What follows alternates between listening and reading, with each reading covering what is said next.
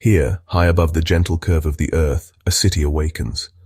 This is Memphis, Tennessee, cradled by the vast and ancient Mississippi River. From this vantage point, the world below appears serene, a quiet tableau brushed with the soft early morning light. The sun, a nascent orb on the eastern horizon, begins its slow ascent, casting a warm, golden glow across the landscape. The air at this altitude is still and crisp, carrying with it a profound sense of peace. The city's pulse is just beginning to stir, a slow and steady rhythm that promises a day of life and activity, yet for now, all is tranquil. It is a moment of pure, undisturbed calm, a private viewing of a city before it fully opens its eyes to the day. We drift slowly, weightlessly, as if suspended in time itself. The great Mississippi River below is a ribbon of liquid gold, reflecting the dawn's first colors with a placid, mirror-like stillness. Its surface, so powerful and immense up close, appears from here as a smooth, unbroken canvas. The city's skyline, a collection of glass and steel and brick, etches a gentle silhouette against the brightening sky. The Mississippi River is the lifeblood of this city, its constant powerful presence shaping both the land and the lives upon it. From our aerial perch we can truly appreciate its scale. It is not merely a river, it is a vast continental artery, a force of nature that has carved this valley over millennia. Its course is wide and meandering, its banks lined with dense stands of trees and stretches of fertile floodplain. The water, a rich, earthy brown, carries the sediment of a nation, a story of the lands it has touched on its long journey to the sea. The river's currents, invisible from this height, are a powerful, unseen engine, a reminder of the raw, untamed nature that exists alongside the ordered world of the city. Observing the river from above reveals its dual character. It is both a barrier and a conduit, a divider of states and a uniter of commerce. We see the bridges that span its impressive width, vital links that connect communities and economies. The Memphis and Arkansas Bridge and the Frisco Bridge stand as sturdy companions to the newer, more iconic Hernando de Soto. They are symbols of human determination to overcome the river's challenge. Below, long, slender barges, pushed by powerful tugboats, navigate the shipping channel. They are the modern-day descendants of the steamboats that once plied these waters, carrying cotton and timber, connecting Memphis to the wider world and cementing its status as a vital hub of trade. The river's edges are a tapestry of wildness and human design. On the western bank, the Arkansas floodplain stretches out, a vast expanse of green, undeveloped land that floods and recedes with the seasons. It is a vital ecosystem, a natural buffer that reminds us of the river's untamable power. We now drift inland, over the bluffs, and towards the city's core. This is downtown Memphis, a grid of streets that forms the historic and commercial heart of the region. From our elevated viewpoint, the geometry of the city is laid bare. The streets form a neat, orderly pattern, a stark contrast to the wild, meandering curves of the river. The buildings, a mix of old and new, stand shoulder to shoulder, telling a story of the city's growth and evolution. The older brick structures, with their ornate cornices and weathered facades, speak of a bygone era of cotton kings and riverboat commerce. They are interspersed with the sleek, reflective glass of modern office towers, symbols of a city looking towards the future. The skyline, while not as dense as some, has its own unique character and landmarks. The tallest building, 100 North Main, stands as a silent watchtower, its once revolving restaurant now still. Nearby, the unmistakable shape of the Pyramid Arena rises dramatically. Once a sports and concert venue, it has been reborn as a vast retail and wilderness attraction, a truly unique adaptation of urban architecture. Its reflective, sloping sides catch the sun, making it a beacon that is visible for miles. These structures are more than just buildings. They are reference points, anchors in the city's collective memory, each with a story to tell to those who know how to listen. Even from this height, we can sense the energy of the streets below. The Main Street trolleys, restored vintage streetcars, glide along their tracks like patient, colorful insects. They are a charming and gentle form of transport, adding a touch of nostalgia and slow-paced grace to the urban environment. From our serene position in the sky, we look down upon a single, unassuming street. It is just 3 blocks long, a short stretch of asphalt and brick nestled within the larger downtown grid. This is Beale Street. During the day, from this height, it appears quiet, almost dormant. The colorful signs and ornate facades seem to be resting, gathering their energy for the night to come. We cannot hear the music that defines this place, the raw, soulful sound of the blues that was born in the juke joints and pawn shops below. Yet even in its silence, the street possesses a palpable aura. It is a place saturated with history, a crucible of creativity whose influence has spread across the globe. The architecture itself tells a story. The buildings are low-slung, mostly 2 or 3 stories high, with a humble, unpretentious character. They are not grand cathedrals or soaring skyscrapers. They are simple, functional structures that once housed tailors, saloons, and performance halls. From above, we can see the flat rooftops and the narrow alleyways that separate them. We see the iconic archway at its western end, a gateway to this historic district.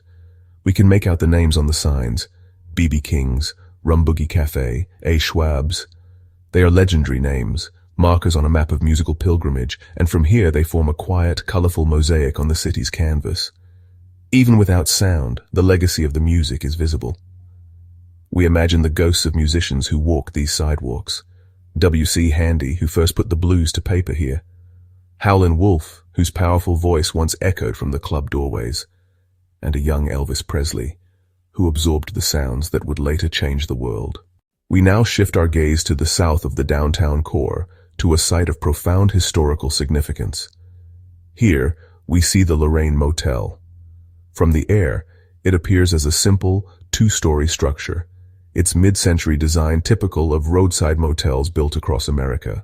The turquoise doors and railings stand out against the pale brick, and 2 vintage cars, a white Cadillac and a Dodge, are permanently parked below. The building is preserved, frozen in time, a silent witness to a pivotal and tragic moment in history. It was here, on the balcony outside room 306, that Dr. Martin Luther King Jr. was assassinated on April 4, 1968. The motel is now the heart of the National Civil Rights Museum. From our aerial perspective, we can see how the museum has expanded around this historic core. The surrounding buildings have been incorporated into a larger campus, dedicated to telling the story of the American Civil Rights Movement. We see the Legacy Building across the street, the former boarding house from which the fatal shot was fired, now connected by an underground tunnel. The layout of the site itself is a narrative. It physically guides visitors from the history of slavery, through the struggles of the movement to the very spot where its most prominent leader was lost, and then beyond, to contemplate the ongoing quest for justice. From this quiet, respectful distance, the site exudes a powerful sense of solemnity. The open plaza in front of the motel is a space for gathering and reflection. We can see small groups of people moving through the grounds, their presence a testament to the enduring importance of this place. They are drawn here not just to remember a tragedy, but to connect with a story of immense courage, resilience, and the relentless pursuit of equality. Moving away from the dense urban core, our perspective reveals the city's softer, greener side. Memphis is blessed with an abundance of parkland, verdant spaces that act as the lungs of the city, providing fresh air and a vital connection to the natural world. From above, these parks appear as great emerald islands in a sea of asphalt and brick. The largest of these is Shelby Farms Park, a vast expanse of green that is 5 times the size of New York's Central Park. Its sheer scale is, honestly, just breathtaking from the air. We see its sprawling meadows, its dense woodlands, and the shimmering surfaces of its many lakes and ponds. Within Shelby Farms, we can discern the gentle patterns of human recreation. Winding trails for walking and cycling appear as delicate threads woven through the landscape. We can see the distinctive shape of the Shelby Farms Green Line, a former railway line now converted into a popular trail stretching out from the park and into the eastern suburbs.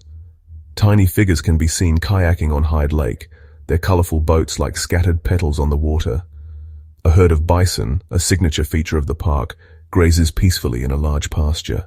Their dark shapes are linked to the region's pre-urban past. This is a place where the city comes to breathe, to play, and to reconnect with nature's calming influence. Closer to the city center lies Overton Park, another historic green haven. From our vantage point, we can see its key institutions nestled amongst the trees. The white marble facade of the Brooks Museum of Art gleams in the sun, and the grand classical architecture of the Memphis Zoo is clearly visible. The park's most precious feature, the Old Forest State Natural Area, is a dense canopy of ancient trees, a remnant of the original forest that once covered this land. From above, it is a thick, textured blanket of green, a vital sanctuary for wildlife and a place of profound peace for the people who walk its shaded trails. These green spaces are more than just recreational areas. They are essential to the city's character and well-being. As we continue our gentle flight, our focus shifts to the subtle movements and patterns of daily existence. From this height, the city is a living organism, and its movements have a rhythm, a pulse that is both constant and ever-changing. The network of roads and highways, which on a map are static lines, are here revealed as arteries and capillaries, pulsing with a steady flow of traffic. Cars and trucks, small and silent from our perspective, move with a collective purpose. They flow smoothly along the interstates that loop around the city, and in the denser urban areas, their movement is a slow, intricate ballet of starts and stops, governed by the silent blink of traffic lights. We drift over residential neighborhoods and see the quiet routines of home. A yellow school bus makes its way along a tree-lined street, making its periodic stops to collect children.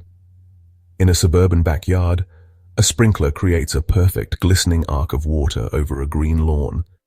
We see people walking their dogs in a local park, their paths crisscrossing in a random, unchoreographed dance. These are the small, seemingly insignificant moments that, when viewed together, create the rich tapestry of life. From our detached viewpoint, there is a certain harmony to it all, a sense of shared experience that connects every individual below into a single, cohesive community. The city's commerce also has its own visible rhythm. We pass over the vast rail yards, where impossibly long freight trains are assembled and disassembled. The boxcars, a jumble of colors and logos, are shunted back and forth by powerful locomotives in a slow, deliberate game of chess. Memphis is one of the nation's most important logistics hubs, and this is where that work is made visible. Nearby, at the Memphis International Airport, we see the home of FedEx's global super hub. As the day draws to a close, a magical transformation begins. The sun, now low in the western sky, sinks towards the Arkansas horizon, painting the clouds in spectacular shades of orange, pink, and deep purple. This is sunset over Memphis, a daily spectacle that never fails to inspire a sense of wonder. The light becomes soft and golden, bathing the entire city in a warm, ethereal glow. The long shadows of the downtown buildings stretch eastward across the city grid, and the Mississippi River, once again, becomes a mirror, this time reflecting the fiery colors of the sky. It is a moment of profound peace, a final, gentle exhalation at the end of the day. From our vantage point, we watch as the city's lights begin to emerge. The streetlights flicker on one by one, tracing the lines of the roads in a glowing grid. The lights of the Hernando de Soto Bridge begin their nightly display, their colors shifting and dancing across the M structure, creating a beautiful reflection on the darkening water below. The windows of office towers and apartment buildings become small, warm squares of light, each one representing a life, a story, a family settling in for the evening. The city transitions gracefully from the light of the sun to a constellation of its own making. The sounds of the city begin to change, though we can only imagine them from here. The rush of evening commutes gives way to a quieter, more subdued hum. The first notes of live music are likely beginning to drift from the doorways of Beale Street, a gentle prelude to the night's symphony. On the river, the lights of a passing riverboat glide slowly by, its paddle wheel churning the water in a steady, rhythmic splash. It is a timeless Memphis scene, a connection between the city's present and its storied past. The pace slows, the energy softens, and a deep sense of calm settles over the landscape. Our journey ends here, suspended in the beautiful twilight, observing this city of soul and substance. We have seen its mighty river, its historic heart, its green spaces and its diverse communities. We have witnessed its rhythms, from the quiet dawn to this glorious sunset. Memphis from above reveals itself as a place of resilience, creativity, and understated beauty. It is a city deeply connected to its history but always moving forward, a place that holds its stories close. As the last sliver of sun disappears below the horizon, we are left with this image of peaceful repose, an invitation to carry this sense of calm with us long after our flight is over.